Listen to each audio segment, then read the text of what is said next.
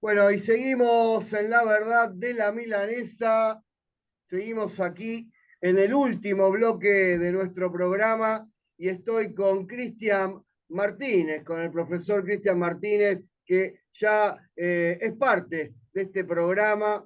Y bueno, vamos a hablar un poquito porque por iniciativa de FEDEFAM, la Federación Latinoamericana de Asociaciones de Familiares Detenidos Desaparecidos, ayer 30 de agosto se conmemoró el Día Internacional del Detenido Desaparecido. Muy, pero muy buenas tardes, Cristian, ¿cómo estás? Muy buenas tardes, Fernando. Un saludo para ti, para todo el equipo de trabajo de la radio, para todo el equipo de trabajo también del programa, La Verdad de la Milanesa, para todo Jujuy. Ahí te voy a robar un minutito para saludar. Aprovecho este hermoso medio y la hermosa oportunidad que siempre me brindas de salir al aire.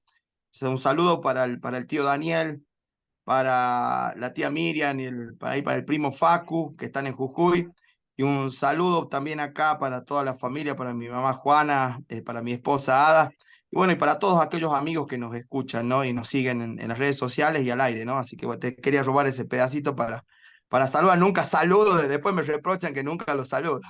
Así que los saludo Bien, desde acá. hemos cumplido con los saludos para todos eh, aquellos que nos están escuchando también.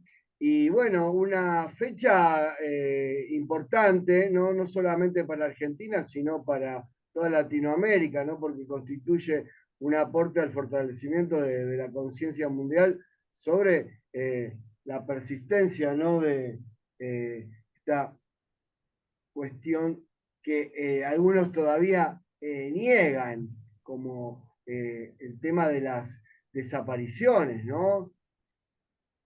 Sí, recordemos que, bueno, este día, el día de ayer, que fue establecido por también la Organización de las Naciones Unidas como una cuestión internacional, ¿no?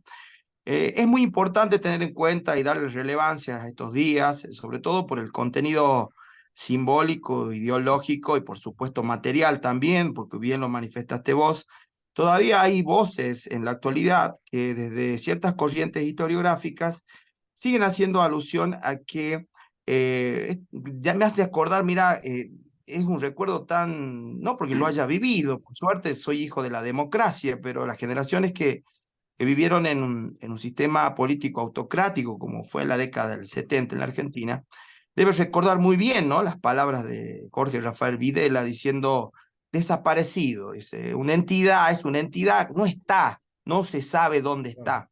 No está ni Y vivo creo ni muerto, decía. vivo ni muerto, no está, simplemente desapareció. Sí, y esto es muy importante tenerlo en cuenta para la memoria histórica. Es ya muy diseminado el dicho, el eslogan popular de Memoria Verde y Justicia, ¿no? ¿Por qué digo que es importante? Porque todavía hay voces desde lo académico, desde lo teórico, desde lo intelectual, desde sectores políticos negar este hecho de la desaparición forzada de personas, ¿no?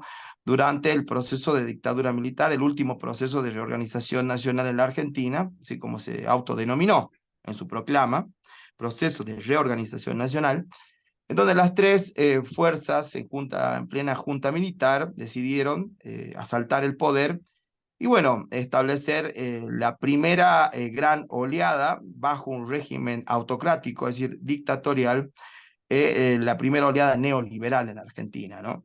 Y digo, es necesario aclararlo a esto porque luego viene la versión democrática, ¿sí? De este sistema nefasto que es el neoliberalismo, que se da en la época de la presidencia de Carlos Saúl Menem, ¿no? Y bueno, después otras oleadas más, unos coletazos que luego terminan explotando en el 2001, ¿no? ¿Por qué digo la importancia de esto? Porque todavía hay visiones negacionistas, hay visiones desde ciertos sectores políticos, por supuesto, apoyados intelectual y económicamente por la derecha argentina, por la oligarquía esta que nunca descansa, así que es igual que el capitalismo, nunca duerme, se encarga de, todavía incluso a través del mismo sistema educativo, de tratar de imponer esto de que fue una especie de guerra, ¿sí? La teoría de los dos demonios, tratando de no solo de negar la desaparición sistemática de personas, detenciones totalmente arbitrarias, e inclusive bajo el imperio de la democracia. Recordemos que ese proceso en la Argentina comienza en el 73, incluso mucho antes, en donde ya se secuestraban personas y de verdad no se sabía dónde iban a parar, en plena vigencia de un gobierno democrático, como fue el último gobierno del general Juan Domingo Perón, ¿no? Entonces, esto sucedió en plena vigencia del Estado de Derecho y del Estado democrático. Y por eso es importante recalcar esto de nuevo como una cuestión de reivindicación por no solo la memoria colectiva, sino de la memoria nacional de los argentinos, y por supuesto también hacer extensivo a todo el continente latinoamericano. Americano, yo sé que por ahí hay un rechazo por lo americano, porque tenemos que incluir al Imperio del Norte. Eh, Más me gusta usar el concepto de latinoamericano, me siento más identificado y creo que muchos compañeros se sienten mucho más identificados con ese concepto. Recordemos el Plan Cóndor, ¿no? El Plan Cóndor fue implementado en el 75, fue una especie de acto político, estratégico, geopolítico, militar, entre las cúpulas militares de todos los países de Latinoamérica para, por supuesto, utilizar las estrategias de desaparición forzada de personas, torturas, detenciones arbitrarias, que ya se venían implementando, recordemos, en Argelia, ¿sí? Utilizadas por el imperio también francés en su momento, ¿sí? Recordemos que estábamos todavía en los últimos coletazos del proceso de descolonización a nivel internacional, ¿sí? Las potencias europeas tenían no solo en Latinoamérica, sino en África y en Asia, ¿sí? En otros continentes, de todavía colonias. Entonces, es muy importante que se tenga en cuenta este día, que es un día de reivindicación, es un día también de lucha, también de militancia, y no solo en los espacios de praxis política, sino también en los espacios académicos, en los grandes cenáculos de debate político, porque todavía nos está costando muchísimo y tratar de, a ver, no digo de hacer que triunfe una postura, porque esto también le sirve al argumento falaz de ellos, es decir, cuando hablo de ellos estoy hablando de los sectores económicamente concentrados para tratar de justificar lo injustificable, que ya sabemos que lo que sucedió en la Argentina, los hechos, podemos discutir las interpretaciones, pero jamás los hechos, ¿sí? Hubo un golpe de Estado, hubo desaparición, hubo detenciones arbitrarias, pero todavía, es decir, desde esos sectores políticos, no solo se lo intenta negar, sino se lo trata de obviar, o algo que es peor, como decía Norberto Galazo, que es el olvido en la historia. ¿Sí? El olvido es la mejor forma de hacer desaparecer a alguien de la faz de la conciencia popular.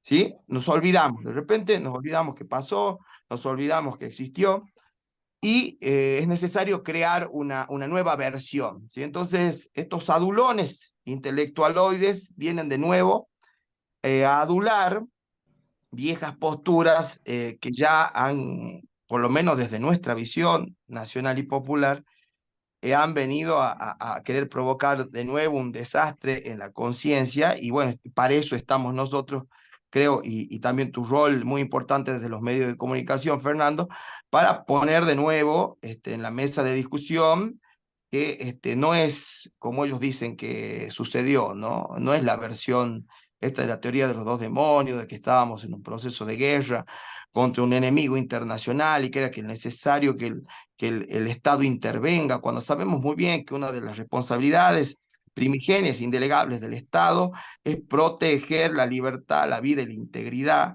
de las personas físicas y jurídicas en un Estado de Derecho, ¿no? Y en un país, y sabemos que es un derecho humano, ¿sí? Esto que está tan trillado de la libertad, sabemos que es un derecho, privar de la libertad a una persona sin justificativo, es prácticamente avasallar totalmente el plexo normativo de derechos humanos protegidos de las Naciones Unidas, pasando por organismos interamericanos hasta la mismísima Constitución Nacional, que tiene rango y jerarquía de tratado internacional con otros tratados, por supuesto, a lo que la Argentina ha adherido a lo largo de su historia después de la reforma inclusive de 1994, ¿no? Entonces, un derecho humano y por lo tanto es necesario recordar, hablar, debatir y discutir sobre esto, volverlo a poner en la mesa de discusión, porque no hace mucho, Fernando, una comisión, no sé si llamarle una comisión a esto, ¿no?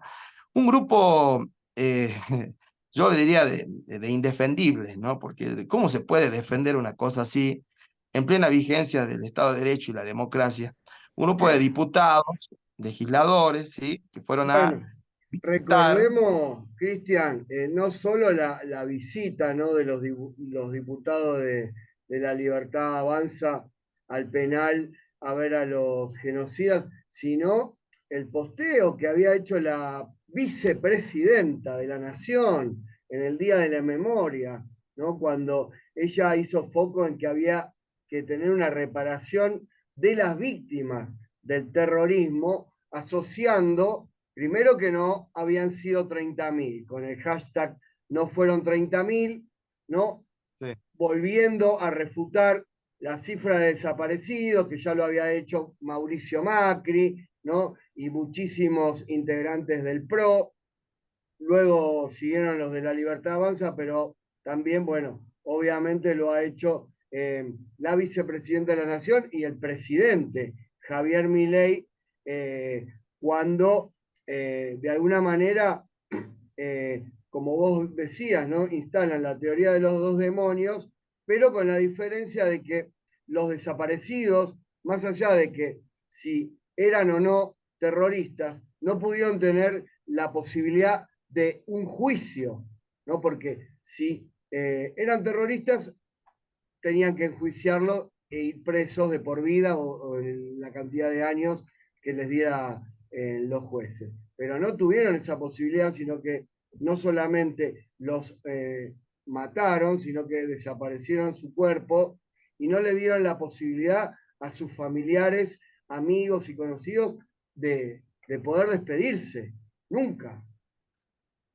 Sí, recordemos que desde la época de la Grecia antigua, en diferentes obras de historiadores y filósofos, el honrar a los muertos es un derecho natural, es un derecho humano honrar al muerto Así para es. despedirlo. Lo de los juicios, vamos, no vamos a entrar en el debate de la cancha, porque ellos embarran la cancha, te invitan a jugar un partido en donde ellos ya tienen comprado el árbitro y donde tienen dos equipos de suplentes más que nosotros. Entonces nos invitan a jugar en su cancha, tanto en el debate como en la praxis, ¿no? Tratando de justificar lo injustificable. Entre esas cuestiones que son injustificables, recordemos que puede haber juicios bajo la vigencia del Estado de Derecho. Sabemos que es un derecho humano y que aún no estando bajo el imperio del Estado de Derecho, eh, es difícil concebir un juicio justo, valga la redundancia. Estábamos en plena autocracia, en pleno gobierno dictatorial, entonces por supuesto es imposible pensar un juicio, ¿no? Entonces estaba todo desvirtuado, todo desnaturalizado, todo descontextualizado, y aún bajo los argumentos de ellos, es decir, de este grupo de personajes que todavía nos quieren implantar una amnesia colectiva justa, que ponga la memoria colectiva nacional en su lugar, todavía siguen intentando falsar, ¿sí?, la historia, la verdad histórica. ¿Sí? Ya que hablamos de la verdad, la verdad histórica, buscan falsar la verdad histórica. Y hay una cuestión, pueden intentarlo de miles de formas, utilizando los medios hegemónicos de comunicación, censurando en las escuelas y en las instituciones universitarias de una manera muy sutil, ¿sí? Diciendo esto se lee, esto se piensa, esto no se piensa, esto no se lee, esto sí porque esto sí tiene rango de ciencia, tiene rango de verdad científica, ¿sí? Demostrable, ¿sí? Miles de formas, pues, inclusive con detenciones arbitrarias en la actualidad. Recordemos la represión. Es inconcebible que, no sé si nombrar públicamente, pero van a saber a quién hago referencia, una ministra que no sabemos bien qué identidad política tiene, porque comenzó siendo de un palo, después pasó por por esa coalición del 2001 y bueno, hoy es parte, después fue del PRO, pasando por el radicalismo y llegó hoy a ser ministra. Como si nada, imprime una lógica de represión directamente en las calles, esto que manifestó uno de los columnistas anteriores a mi palabra, golpeando a los abuelos, ¿sí? Reprimiendo a sectores sociales que hasta hoy en día están excluidos del sistema jurídico y del sistema político en la Argentina, del sistema social, ¿no? Entonces, esta práctica tampoco es, la veamos como así a lo lejos, algo que hace mucho pasaba. La represión la vivimos hoy en día.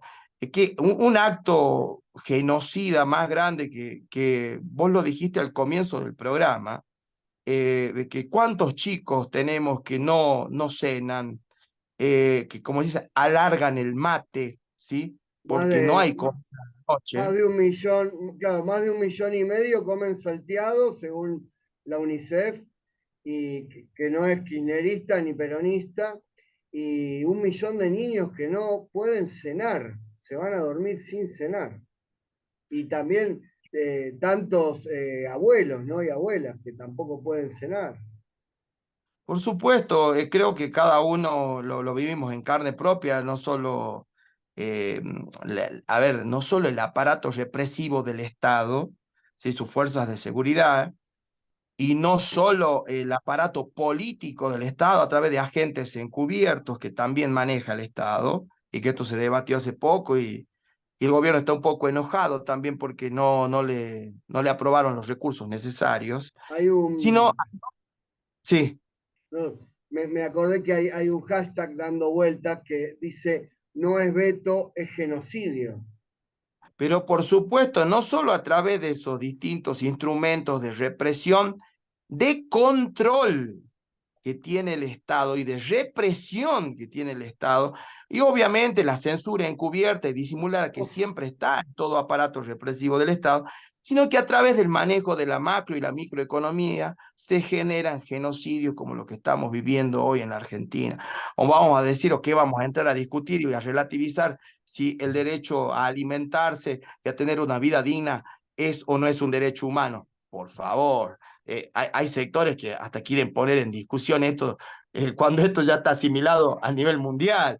¿Sí? Y los derechos humanos, para aquel que no lo sepa, los derechos humanos tienen vigencia aún no estando el imperio del Estado de Derecho en vigencia. ¿Sí? Una violación de un derecho humano también es negar un plato de comida, una vida digna, un derecho a la vivienda. Eso también es genocidio.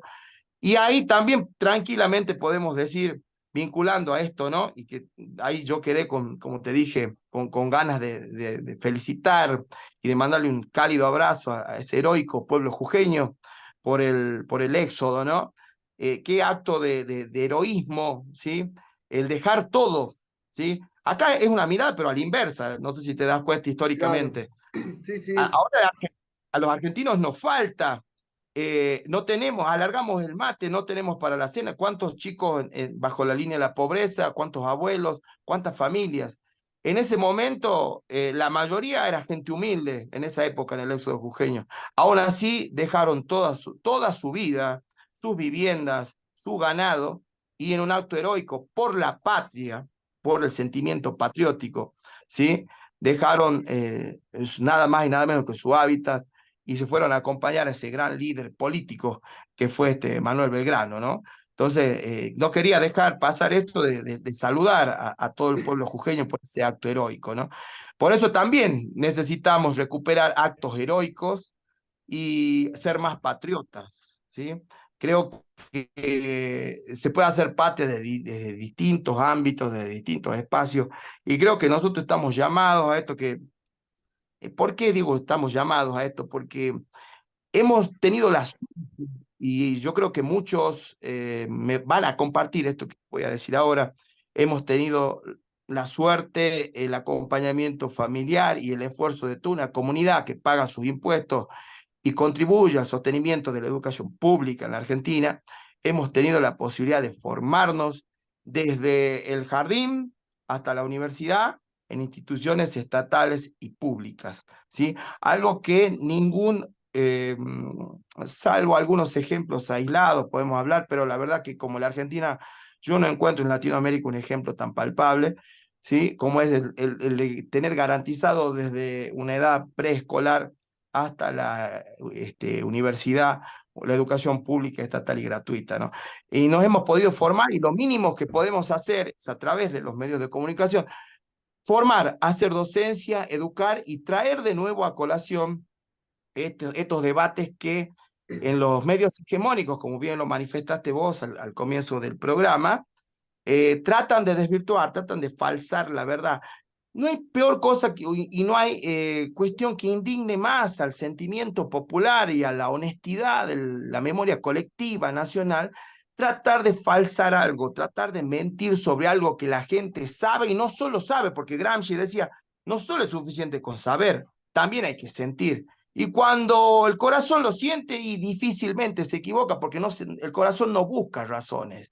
El corazón solo va encontrando la verdad de una manera casi intuitiva. Sí, lo Así que es. por ahí nos mareamos un poquito somos aquellos que desde el ámbito del pensamiento tratamos de buscarle vuelta a ciertas cosas. Bueno, es lo que hace muy bien la derecha desde los medios de comunicación. Yo recuerdo muy palpable esto porque lo planteamos en una conferencia en Cartagena de India, en Colombia, con también mi compañero y amigo que de donde está, le mando un saludo, si vaya a saber dónde andará hablando de estas cosas, si ya no lo tenemos entre nosotros, el profe Ricardo Zuluaga, planteábamos esto de la verdad, de cómo se construye una verdad mediática parcial a través de la construcción de la noticia como novedad, ¿sí? Y metiendo en la opinión pública, ¿sí? Esto que es algo tan muy bien explicado por Jaureche cuando habla de la mentira y de la ignorancia metódicamente organizada, ¿sí? De los medios de comunicación hegemónicos y desde los grandes cenáculos de pensamiento que poco tienen que ver con el sentir popular de la gente. Yo recuerdo, vos te debes acordar, Fernando, cuando hace poco estaba viendo un par de videos cuando quien está hoy a cargo del Ejecutivo Nacional hablaba de economía en los grandes programas. Si te debes acordar, inclusive ayer estaba viendo cuando salía no sé si vos recuerdas, en el programa de Cunio, ¿sí?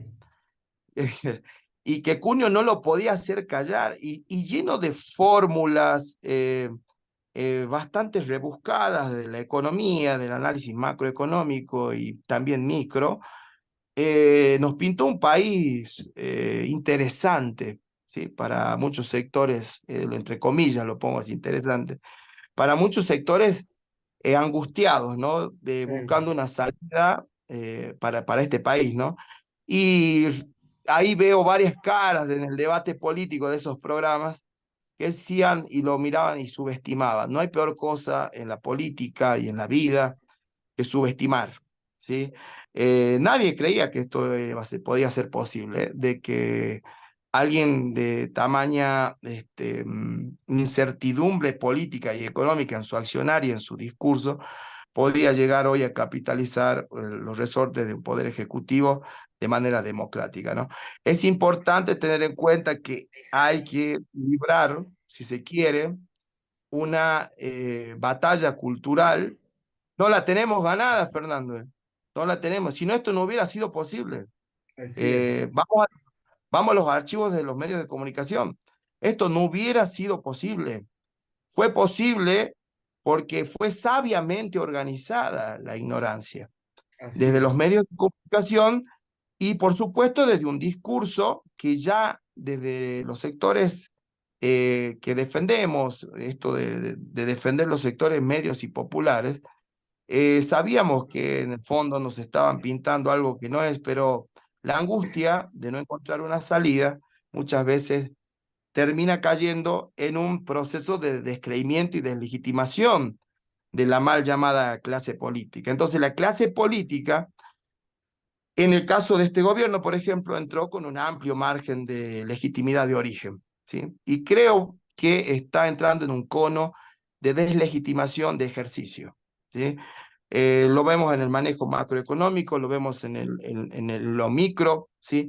las cifras, tanto que hay muchos sectores hablaban, recuerdo con el gobierno anterior, incluso el anterior del anterior, decían, pero mirá cómo sube el desempleo, la pobreza. Ahora ya nadie habla de cifras.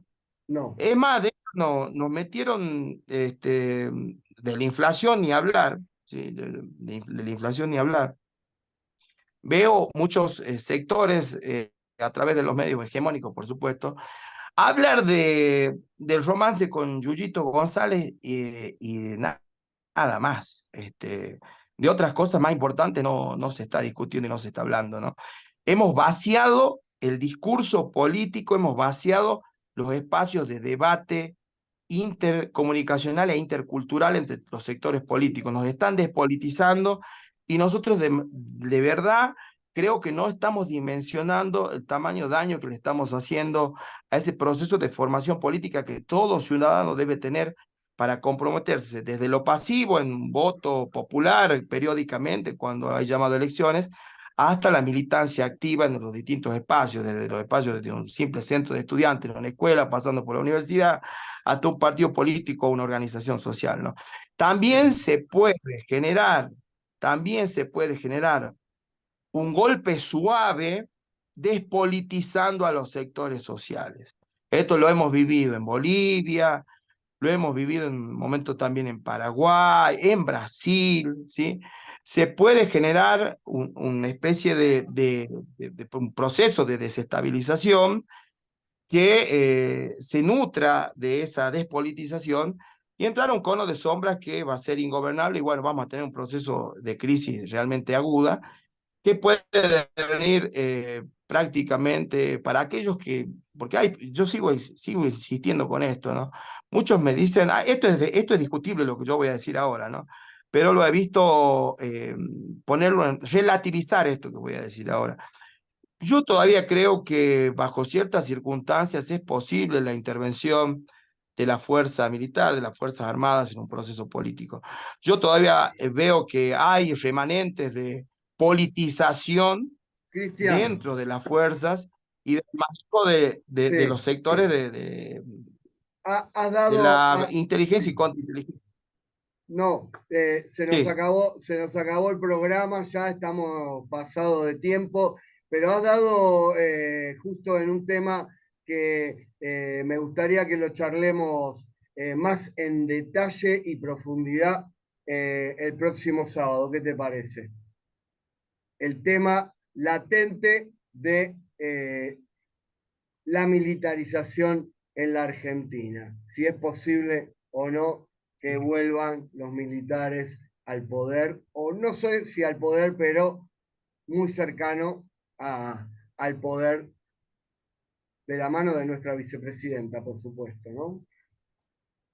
Sí, no, vos lo dijiste, hay antecedentes de parte de ella, abogada de genocidas, ha sido entrevistadora, sí, ha oficiado entrevistas con personajes, si se quiere vulgarmente en el lenguaje político, pesados Así es. de la época del plomo en la Argentina.